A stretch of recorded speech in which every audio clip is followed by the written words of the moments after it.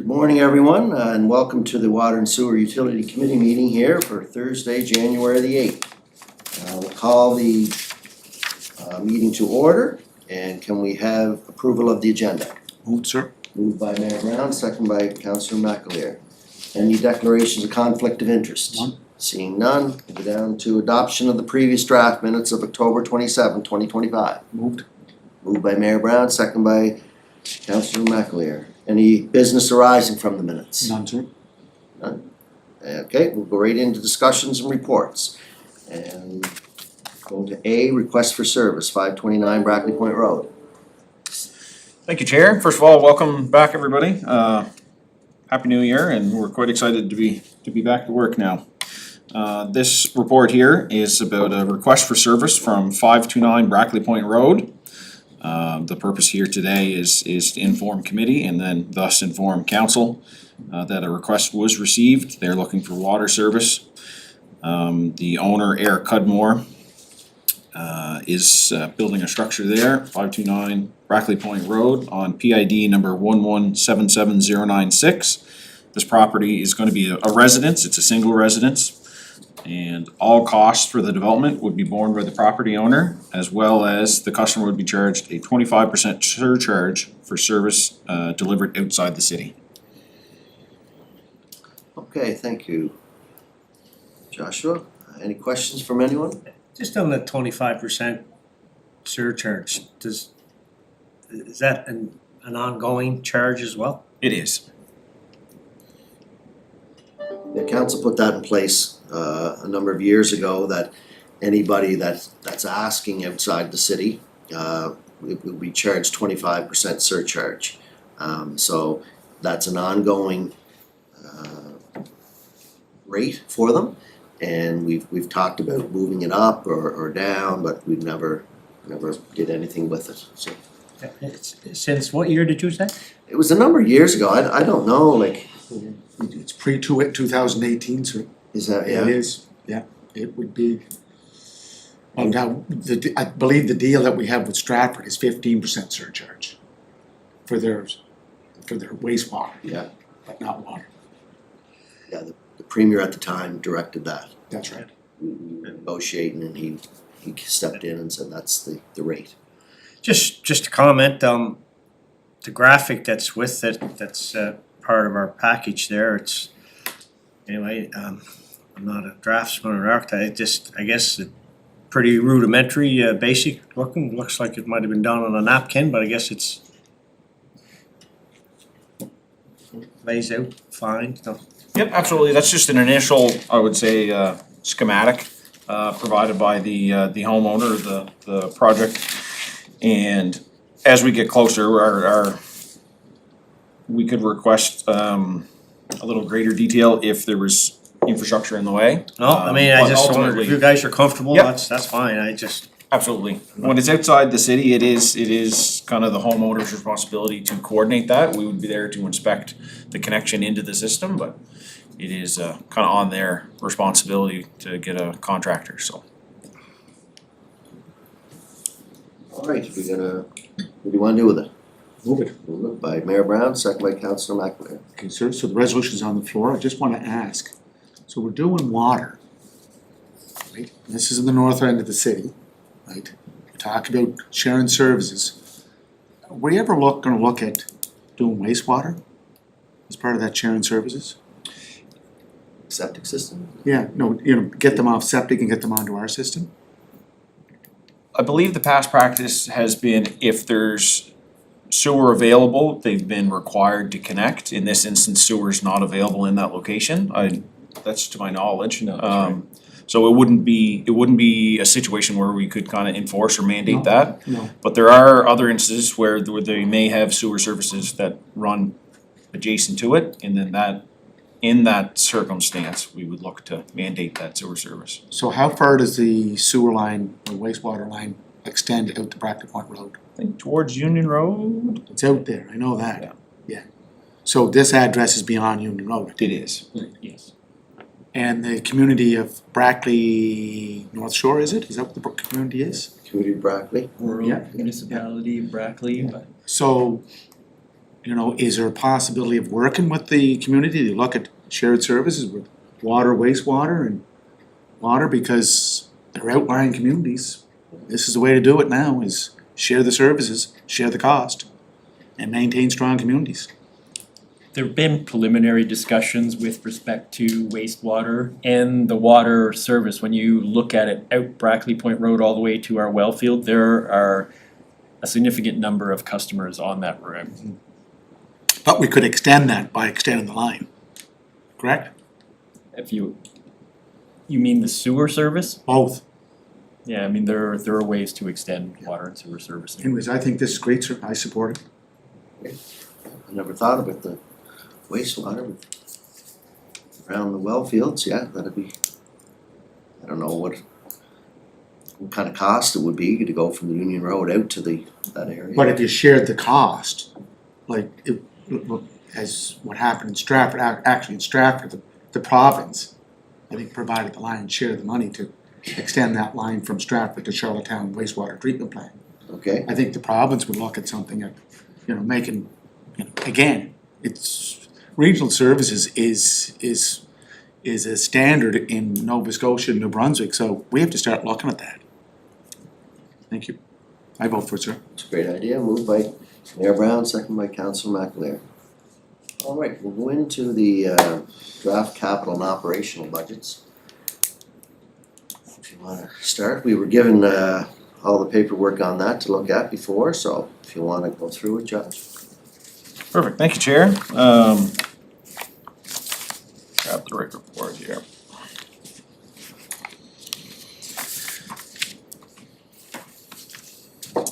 We shared just yesterday the draft operational and capital budgets. These are our draft numbers and they are being refined, so if there's any comments or suggestions, we welcome them and we'll incorporate them as we move forward in this process. So the purpose here is to inform committee of our progress to date on the operational and capital budgets. Kind of the highlights here. Within the numbers provided, there are our capital forecasts and our proposed budgets for the 26-27 fiscal year. So the proposed operational budget for 26-27 is slightly greater this year, primarily due to increases in wages and benefits. Less so more on the increase or inflation to fuel, oil, and electricity costs, and the pricing of materials and supplies. As everybody knows, the kind of situation with the US and most of our components are seeing tariffs, so that is being reflected in this as well. The budget documents do show areas of increases and areas where decreases were possible, and I'll just go through a very small list of the higher drivers of increases. Potentially here we have wages, 215,000 estimated. We're working with human resources and payroll to draft more firm numbers, and they'll be provided as we move along. Electricity, we estimate an increase of about 43,000. These are all rounded numbers, they're not exact. And then operating supplies and expenses at the pollution control plant, we're estimating an increase of 40,000. And then in our backhoe rental services, we have seen an increased use in that, so we're projecting about $19,000 of an increase for next year.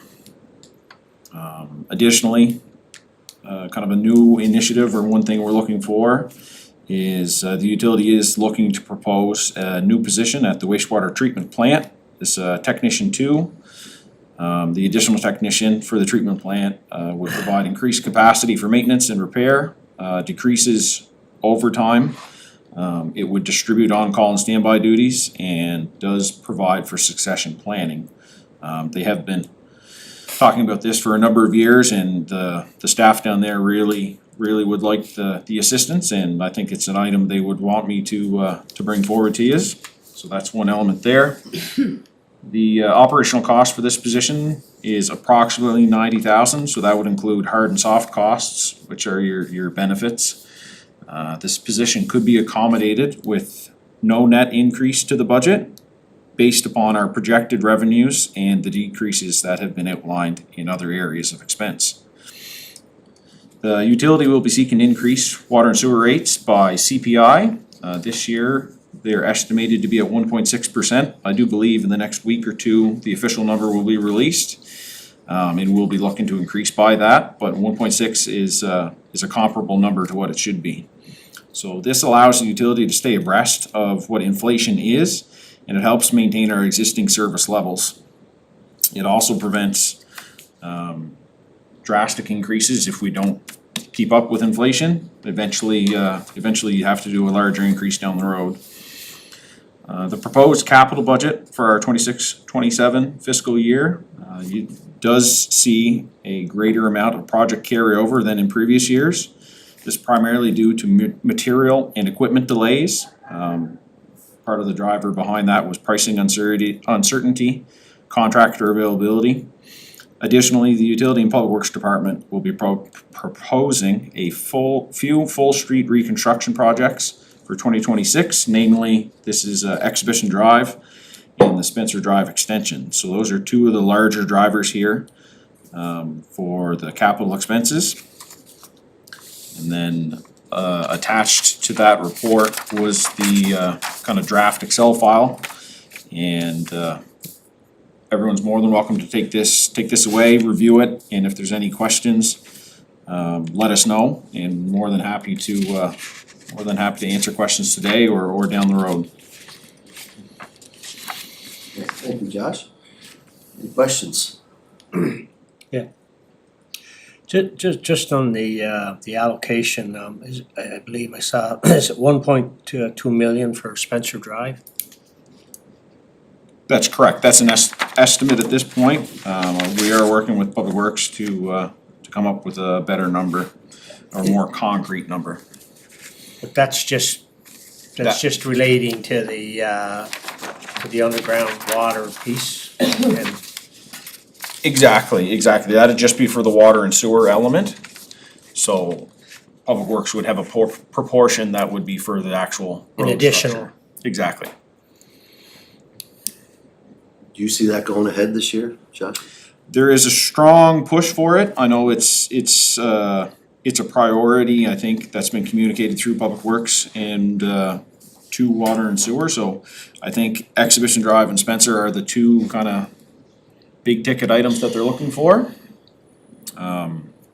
It depends on kind of which way the city wants to move with Spencer, but I believe that is one of the top priorities there. Well, I think maybe Chair Richard they're still waiting on that application, correct? Correct, waiting to hear back from the funding. That would be key. See if it goes ahead, would it not? When do they usually give that back? Spring after the budget or? We are expecting to hear any time now, actually. Okay. Any other questions? And then as priorities shift, like if Public Works had if that fell through and they had a different street or they had a different priority come up, we would look to adjust our budget to account for water and sewer infrastructure as well. So, but again, based on the funding that we're talking about, the application that we're waiting on, Yeah. If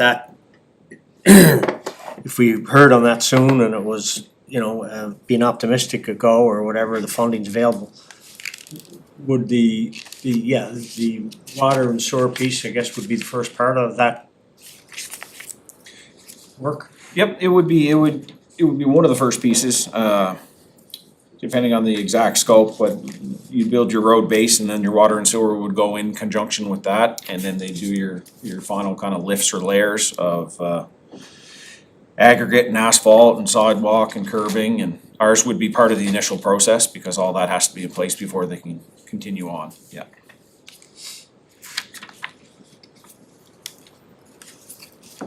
Anything else, Mayor Brown? Yeah, I do. I'm just trying to look at the operation. Last year, what did you have for net revenue from expenses? Last year's, I'm looking here, What we had for, 280,000. Right? Your budget for expenses, revenue minus expenses, you get 280. This year, you're looking at the same thing, right? This year, there's about I would say about a about a $90,000 difference, yeah, between our projected expenses, or our projected revenue, sorry, and our projected expenses. So 24, we just went through our audited statements, right? Richard, what was the, and I think it was more than that, wasn't it? What was the surplus for the 24-25 audit Yeah, statements? 1.6, 1.8 We're million. usually off, right, with that. Richard, or Josh, so the extraordinary expenses, you know, we budget 350, what did you spend last year in extraordinary expenses? Anything? Don't have those numbers immediately Doesn't look like it's- in front. I'd have to get a copy of Okay, the audited statements. I do have a copy, I just don't have it with me. so we're coming back to this again, Oh, right? yes, Yeah, this is just a. Yeah, this is a first draft, give you just kind of something to sink your teeth into, to say it rudimentary, and then we'll have a more wholesome conversation as we move forward and tighten up on. So, Mr. Chair, if I go back to page 10, about increases in wages, 215,000. So, in the November meeting that we had where we hired 2 more new positions, Yeah. I think it was the water and sewer stations field supervisor. Was that one of them, Josh? Yep, And then there was a foreman position. 2 new. correct, yep. Had they been hired? They've been hired, and they kind of fit with existing staff at the moment. Okay, so, and the wage increase is the 215,000, is that more focused on the wastewater treatment plant, or is it on our wastewater So it's, services? the primary increase there, or the primary driver is the contract update with our utility workers. Okay. And then the wage increase there, that Okay, would have been. so that's going through QP 501, right? Is that the one you're? 830, yes, yeah, 830's already, yeah. So it's been settled, but we projected what their new rates would be and then moved that into the budget. We're waiting for the exact numbers from Human Resources, but it was a kind of a 4-year contract, so we So- see it all lump sum at once. so Josh, Mr. Chair, Josh or Richard, so we do put money in reserves for contracts, correct? That would have been in the extraordinary expense carried in previous budgets. Oh, that's what the extraordinary expenses for. And we, okay. Okay, so that 350, you could be going into that for this. Okay, So that'd be for any, I would say, like back payment, is Yeah, that correct? exactly, Yeah, So we can carry money in there in the event of needing to pay the back pay. And, but when you were asking the question, I'm thinking about it, when it comes back out in the audited financial statements, you'll actually see it in the wages and benefits as opposed to an extraordinary expense. they don't list it as an extraordinary expense in the audited statements? No, I suspect it comes out as wages, but in order to budget for it, we carry it in as a potential extraordinary expense. Okay, and then the numbers that you do see in the salaries and benefits there, that would be the recurring cost for our year over year, as opposed to the one-time adjustment.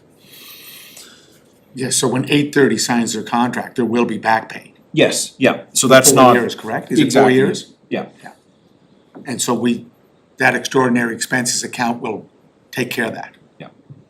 Okay, so Josh, Richard, so you're looking at an increase in metered sales by 600,000. 600,000? And that's based on CPI and consumption increases? Is that consumption increases because I think when we asked Michelle Burge for the audit statements, are we up by 800 customers over the last year?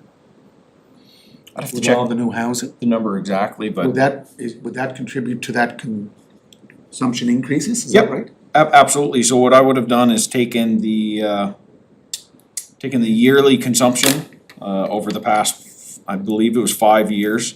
And then I took our audited statements as well over the past period, 4 or Yes. 5 years, and projected, kind of a conservative estimate of what our usage increased over that time, to project what our usage will increase into 26, 27. And then that in conjunction with our CPI, put those two rates together, and that provided us our estimated metered sales for 26, 27. Okay, It's about, I had estimated about 3.5% increase in water consumption, and that's Because of new customers. based on our growth. and if I go down to the capital budget is on page 20, correct? Correct, it's third last, yes. So this year we're looking at, is it 6.8 million? So the budget proposed, or capital budget proposed, for 2026, 27 is that 6.7 million. Right. But we do have 4.5 that we're looking to carry over Carry from over. this year.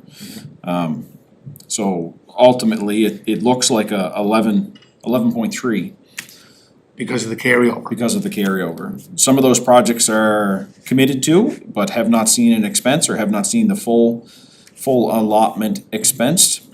And then most of those have just been delayed because of part availability and contractor availability. Okay, and Spencer, again, just to follow up on Spencer Drive, you have it listed at 1.2 million? That's our contribution, correct? Correct. And are we looking at getting partner funding on top of that or part of that? On top of that, so if there was partner funding, that would reduce our proportion. Off 1.2? Yeah. Okay. But if we had to do it on our own, it would have cost us 1.2 million. Yes, yeah. Okay. Okay. Okay. And then we'll have one under public works. Just wonder, Josh, just so you could recap for me the, where we are with well field protection. We I mean, go 25, 26, we had a million set aside, and I think we didn't we have a purchase this past year? Absolutely, yep, there was one, parcel that we did purchase. I do believe we had expensed about 165, just under 165,000 on that. There is another parcel that we have an eye on, we have not had a chance to begin conversations on acquiring that.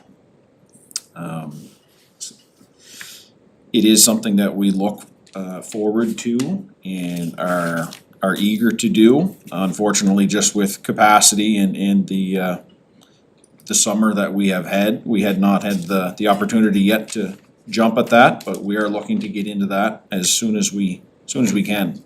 It is something we look forward to every year. If we can secure more lands around our well fields, it's the best way to ultimately protect them. So that net number we'd have in reserve for that now would be what number? Today, we would have, we'd have 840, if that's accurate, 840,000, or, yeah, that's accurate, 840,000. Next year, we'd be looking to carry the same 1 million. But that is something that we can adjust if, the committee or council sees fit. So it doesn't create a reserve or anything like that, it's simply in the capital budget, it's not as though we are creating a reserve account. Just that we didn't spend the money, so we're not incurring the debt to cover the money. That makes sense? Like we're just because something wasn't spent from the capital budget doesn't mean that there's magically money there. From when we spend money in our capital budget, we borrow that money. But historically, you've used that. You know, you've used that particular line item do Harley Street and that, right? Or, so that's a reallocation of the budget, so there's capital money there, and Harley Street, we needed more money to complete the project than was budgeted. So there'd be a budget transfer, so it's in the budget, but it's not as though there's money there when we make a capital expenditure, we borrow to complete our capital projects. So it means that we don't borrow that money. So how did it come out of that? Wellfield protection. It just, so we transferred from that account into the other account to cover the expense. And then we borrow money to cover those capital expenses. So you said you have your eye on some property, but we don't have a time. I know the last committee meeting, we said to try to get a list of where we're going. So is there a list available? Is there something that, you know, is that operational that you'd wanna look at, that, you know, I mean, we say that, you know, we're all for putting the money in the budget, protect the water, but yet it doesn't seem to come. We don't seem to have a plan of how we're going about to get it.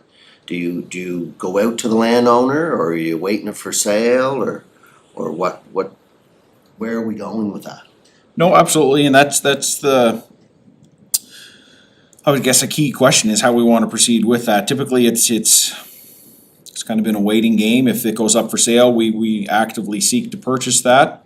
I think a proactive approach, like you're mentioning, is one of the better ways. If there's a parcel we're looking for, I do agree we should be reaching out and letting them know we would like kind of that first right of refusal. If it does go up for sale, we'd like to be talked to or spoken with first.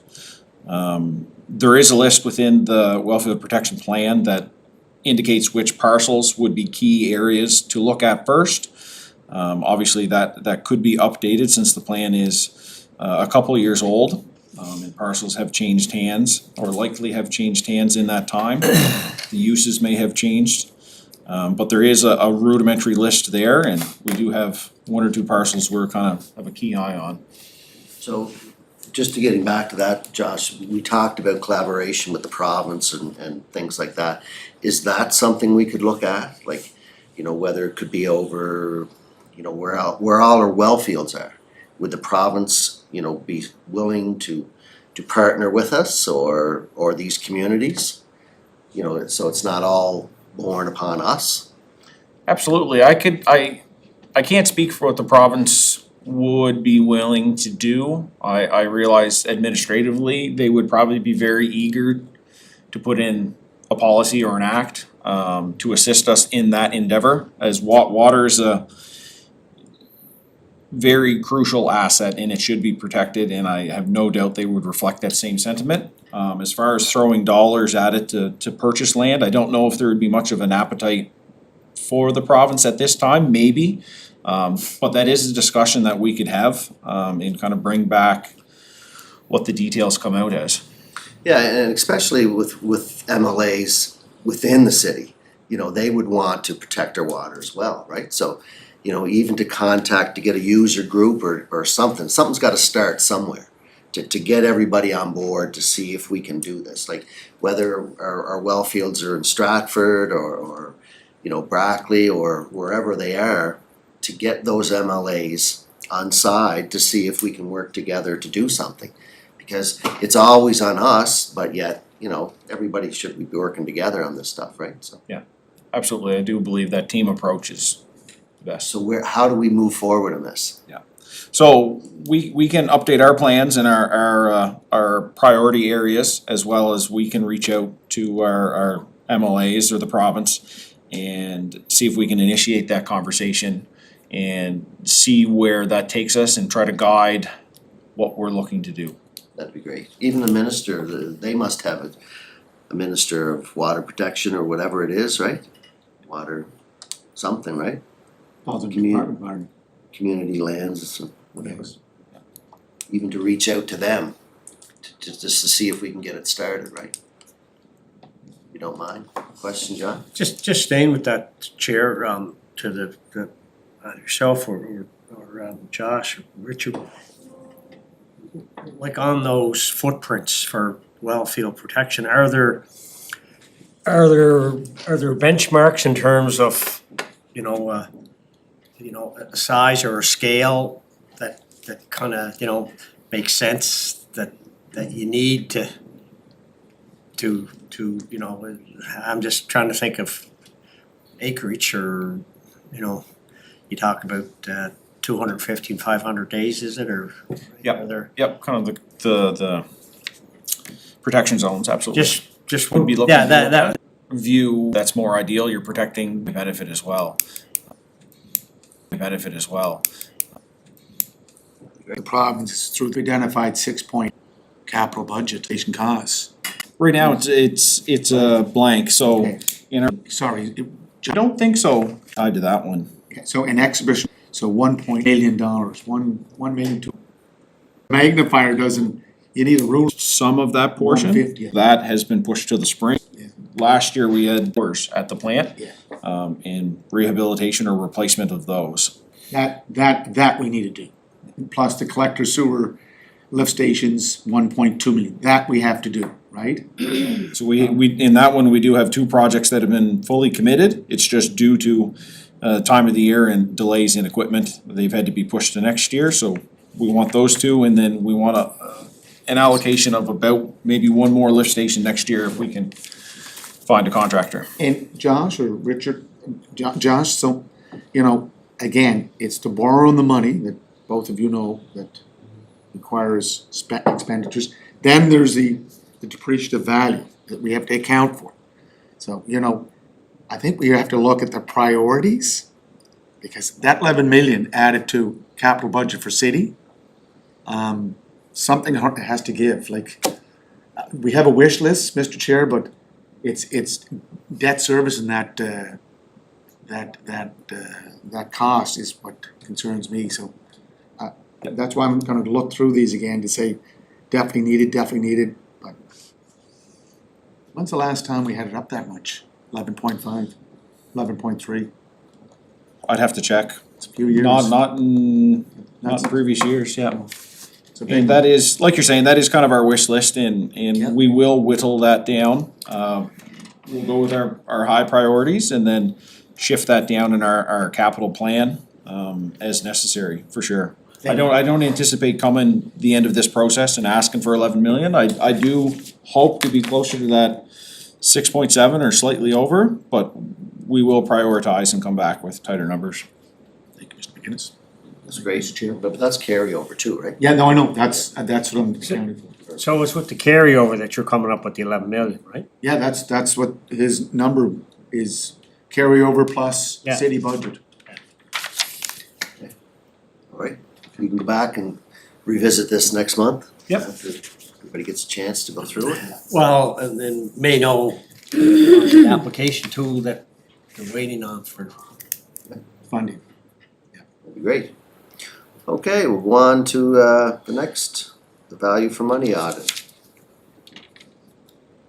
Joshua McGinnis, utility manager once again. Hot seat. Thank you, Chair. Doing a good job.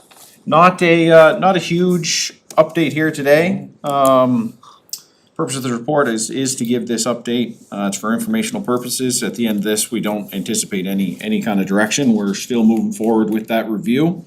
So we had awarded, everyone's aware, this RFP to Eagle Engineering and Consulting. That's for the value for money audit. The communications project, the Miltonville Wellfield Development Phase 3B. So we have been in communication and working with Eagle Engineering and Consulting. We have shared a significant amount of project data for their initial review. So currently they are going through this data and creating a more detailed game plan of how to approach this. We do have a call scheduled for next week, kind of hash out the exact field work, what dates and what elements we're looking to do. As well, we'll be coordinating with UCC, so that's our fiber contractor, for access to these facilities. Between all three of us, we should be able to release a good product at the end of this. The exact timelines for field work, as Ed mentioned, will be communicated in the coming weeks. I'll share that once it's available. And we do have that project call coming up next week with Eagle Engineering. And that's to answer any outstanding questions with the data that we had presented them, and then to firm up our details. So we are moving forward. It's a little bit slower than initially thought, but we are going to bring this project along and hopefully get the answers everybody's seeking. Perfect. Any questions? Yeah, I do. Okay, he had his hand Go up ahead, first, no, and he then can we'll go, jump go, in. sir. He Sure. can. So, just to understand, Josh, like it says in your report here, last paragraph, the utility will be coordinating with UCC and Eagle Engineering and Consulting to facilitate access to the required facilities and equipment. Can you just clarify for me so I understand, like, what literally does that mean, to consult to the facilities, to the required facilities? Can you give me an example of what that means? Yep, for sure. So within the network, there is a broad array of conduit. So that's just a pipe in the ground. Within that conduit is your physical fiber. That's in a cable, so there's multiple fiber within each cable. That's just part of the infrastructure. But at each termination or at each location where they had to join fiber, there is a physical, they would call it a vault. So it's just a box that's in the ground. It provides an area where they can splice the cable as well as any other appurtenances or equipment that need to be stored there. So those vaults, since the system has not been handed over to the city directly or at this time, remain under the responsibility of UCC. So we have to coordinate with them to ensure when we go to those boxes, no one does any harm to the equipment that's there. So it's just a level of oversight that nobody does any harm, and since it is still within the responsibility of UCC, we don't want to inadvertently Okay, yeah. take ownership of something. Right, got it. So roughly, how many of these examples would there be? Would there be a dozen boxes, 10 boxes, 5? Gosh, dozens. 100. I would like to say, yeah, over the 100 number for sure. So there's a bit of work. Tremendous, absolutely, yes. And would it be the goal? I have no idea, I'm just asking, would it be the goal that, would there just be a sampling of those done, or would they be all done, or? No, ideally, we do them all, absolutely. We need to know kind of what's in each one and what the shape of the equipment is, and Makes sense, yeah. Okay, thank you. So, Mr. Chair, Sir? and again, I only refer to Richard also because we signed an MOU, right? A memorandum of understanding with UCC, correct? Richard? Yes? Yeah, so the MOU is a procedural process. It's not a contract. It's a procedural process. The contract would be the IRU, correct? Correct? So what I'm trying to figure out is, we got an MOU in place and we have a contract. The GC is WM&M. Yeah. Williams, Murphy, McLeod. The subcontractor is UCC. Then we hired, I believe, Coles Associates to do inspection services. Is that correct? Or what was their job? They wrote the tender, But did they not do inspection services of the work that was being done? some yes. Okay, some. Then we have a lawyer that did the IRU. So this meeting that you're planning to have, is it next week, Josh? project call, yes. Will that include all the above mentioned partners or inputs? No, this call next week is just primarily between the city and Eagle Engineering, just to firm up the details. Okay, so if I go to the tender document, on page 16 of 24, it says, the successful proponent shall be required to undertake the following task: verification documentation of fiber optic cable installed, verification documentation of fiber optic cable spliced, and so on. So are you gonna go over those job components? Exactly. And line them up with dates where they can come in and do the inspection? Yep, that and to discuss any data that was shared, if there's any items that they needed further clarification on. Will that include Coles Associates, because they were doing some of the inspection? Would they not be part of that, analysis? Mr. Chair, I'm just trying to find out, would that be the case, or would they're gonna leave it all with you and Richard. We could I just, reach out to Coles and see their appetite to participate in that. yeah, and again, I know the GC, the Williamsburg McLeod, I know their role is, again, maybe I don't know the role is, but I think we should try to involve them with what's going on, because did we sign the contract with UCC or WM&M? WM&M. Okay, I just wanna make sure that we have, what would you call it, legal partners around the table. Absolutely. Yeah, so again, the MOU is only a procedural process, it's not a contract, it's really just part of the process of going towards that IRU. And, Mr. Chair, I thank you for the patience here, we're year out, year plus, so as we move forward, hopefully we'll see some information come back to us. I'm hoping. I know you don't have a timeline, Josh, but I just looked at October 28th and what has happened since, but after your report says they've been researching and looking into everything, so Yeah. it's coming forward. It's just what type of timeline would we be looking at? Is there no idea where the end is on this, or would it be another 2 months, or? Yeah, that, I don't have an exact date for you at this time, but I do anticipate having that next week. Okay, Yeah, after and I that. can share that amongst the committee. And Mr. Chair, that's why I referred to the tender document. Like, could we get dates for verification documentation of fiber optic cable installed, verification documentation of fiber optic cable splice? Can we get like milestones when that's gonna be done? That's all I'm asking. Sure. And then the last one is review of draft and defeasible right of use document. Recommendation for the IRU. Like, we should have dates that we can, try to monitor and keep an eye on it, because like, when I was up in Stratford, Ontario for the Communities in Bloom National Conference, that whole community, Stratford, Ontario, they have a fiber optic system for commercial, municipal, residential users, and it's owned, operated by the municipality. And the mayor of Stratford is very proud of that system, so, that could be our, Hopefully you will be too. all of us, You know? yeah, leader amongst leaders. Is it a profit thing? Didn't ask. But it's a good service. Thank you, Well, sir. Hopefully we'll get to this sooner rather than later, right, Josh? Absolutely. Thank No, you. that's my goal. That's awesome. Okay, any other questions or concerns bring forward or anything at all? All right, introduction of new business. Don't have any, right? Nothing? Motion to adjourn. Motion to adjourn. By Mayor Brown, Thank you, sir. second by Councilor Maxwell. Thank you, guys. Thank you very much.